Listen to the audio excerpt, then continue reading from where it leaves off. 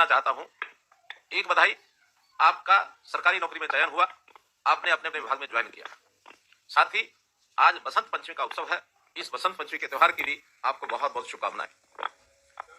मेरे युवा मित्रों, आपकी ज्वाइनिंग से के समय आज मैं इतना भावुक हूं, इतना खुशी से मेरा मन गदगद है कि मैं आपको जरूर इसकी कहानी सुनाना चाहता हूं थोड़ी। जब हम सत्ता में नहीं आए थे, उससे पहले अपनी युवावस्था से लेकर के और लगातार संघर्ष करते हुए इस प्रदेश की बड़ी कहानियां हमने खास करके सरकारी नौकरी के बारे में सुनी थी। उस समय सरकारी नौकरियों का हाल क्या होता था कि कभी किसी व्यक्ति को पढ़ाई करने के बाद, अच्छी मेरिट में आने के बाद नौकरी की उम्मीद नहीं होती थी, बल्कि नौकरी लगने का जो एक पैमाना था, जो एक मापदंड था कि आपकी कोई सिफारिश है, आपका कोई राजनीतिक आका है, या जो उस समय के सरकार के दलाल होते थे वो सौदेबाजी करते थे, आपसे पैसों की मांग की जाती थी, आप दे सकने में सक्षम थे या नहीं थे, अपने माता पिता को परेशान करते थे। नौकरी के लालच में पिताजी को या तो अपनी जमीन बेचनी पड़ती थी, या माताजी के टूम और गहने बेचने पड़ते थे, या कभी जमीन आदि कोई हो तो उसको गिरवी रखना पड़ता था, कर्ज लेना पड़ता था, तब जाकर के उम्मीद बनती थी कि शायद हमको नौकरी मिल जाए। नहीं, नौकरियां बिकने का काम, ऐसा कहा जाता था कि नौकरियां बिकती हैं। इसका अनुभव बहुत लोग अपने अपने जबानी से हमको सुनाते थे। उनमें पीड़ा थी कि क्या कभी ये ठीक होगा।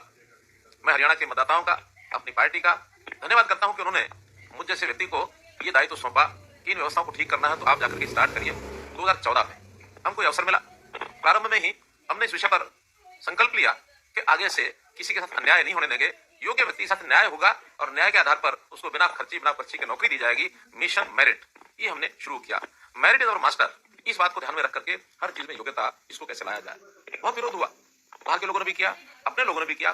कहा कि अगर इस प्रकार से करेंगे तो हमारे अपने लोग कहां जाएंगे। मेरा एक ही वाक्य था कि मेरिट पर जो लग करके आएंगे हम उनको अपना बनाएंगे। आखिर अपने कौन है और पराये कौन है, इसका एक मन के अंदर विचार जब आता था तो हमेशा कहता था, आज भी कहता हूं कि मैंने हरियाणा की जनता को अपना परिवार स्वीकार किया है। आज की अगर मैं बात करूं तो 2,85,00,000 लोग, जिनका सत्यापित डाटा हमारे पास है, 71 लाख परिवार, ये सब मेरा परिवार है। हरियाणा वासी सभी मेरे परिवार हैं। हरियाणा एक, हरियाणा में एक, इस बात का नारा लेकर के और हमने चुनाव लड़ा, सफलता पाई, दूसरी बार सफलता पाई। और जो संकल्प लिया था, जिस काम को शुरू किया था, उस समय विश्वास कराने के लायक केवल मेरा संकल्प ही था मेरे साथ कि आप विश्वास करें न करें, मेरा संकल्प है, मैं आपको विश्वास दिलाता हूं। लेकिन आज जब विश्वास की बात होती है तो प्रत्यक्ष इन 9-9.5 सालों में 1,20,000 युवाओं को जो हमने नौकरी दिलाई है इस आधार पर कि बिना किसी खर्ची के, बिना किसी पर्ची के, ये सब उदाहरण है कि जिस कारण से आज सब लोग जो उस समय विरोध करते थे, आज वो कूदते फिर रहे हैं, आज वो गदगद हैं कि हाँ ये काम हो सकता है, ये काम हुआ है और इसकी सबको खुशी है। पहले किसी एक व्यक्ति को नौकरी मिलती थी, जिनको नहीं मिलती थी सब परेशान होते थे, नाराज होते थे, सब जो है एक प्रकार से यानी सरकारी सिस्टम के प्रति आलोचना करते थे।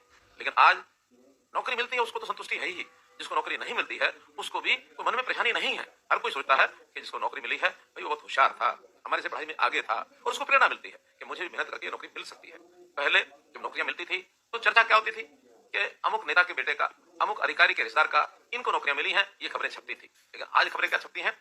आज छपती हैं कि अमुक गरीब व्यक्ति का, अमुक रिक्शा चलाने वाले का, अमुक गरीब किसान का बेटा, उसकी नौकरी लग गई है, वो ग्रुप सी में लग गया है, ग्रुप बी में लग गया है, ग्रुप ए में लग गया है, एचसीएस लग गया है। किसी भी लेवल की नौकरी किसी प्रकार की पढ़ाई करने वाले व्यक्ति को मेहनत करने के बाद मिल सकती है। ये आज हरियाणा के युवा का विश्वास बना है। न केवल हरियाणा, देश भर में अन्य प्रांतों में भी चर्चा चली है कि जिस हरियाणा में कभी कल्पना नहीं की जा सकती थी ईमानदारी से नौकरियां मिलेंगी, आज सब लोग दांतों तले उंगली दबाते हैं। अच्छा, हरियाणा में ऐसा हो गया? हम कहते हैं हाँ ऐसा हुआ।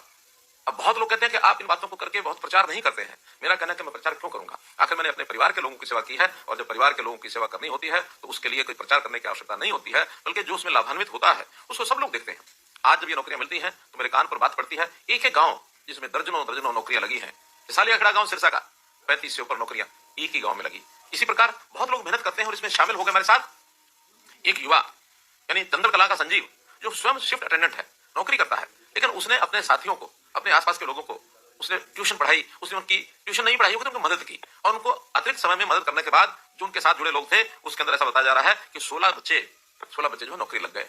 कितनी प्रसन्नता हुई होगी संजीव को।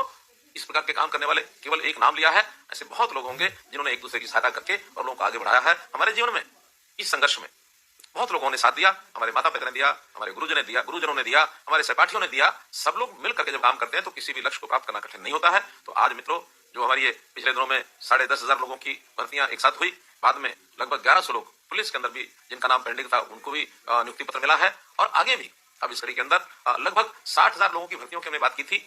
20,000 के आसपास तो पिछले दिनों में मिल गई, 40,000 लोग और हैं जो इन 2-3 महीनों में ही जिनके रिजल्ट आएंगे सबको नौकरियां मिलेंगी, चाहे वो ग्रुप सी की हो चाहे वो ग्रुप डी की हो। तो आप लोगों ने मेहनत करके नौकरी प्राप्त की, उस व्यवस्था को जड़ से उखाड़ करके फेंका जिसके लिए यहाँ के लोग चिंतित होते थे। अब ये सब काम करने के बाद आखिर तो मन में जरूर विचार आता होगा कि जब पहले नौकरियां मिलती थी, माता पिता से पैसे लेकर के हम देते थे, खर्च करते थे एक प्रकार का, वो हमारे ऊपर एक बोझ था और कहीं कहीं तो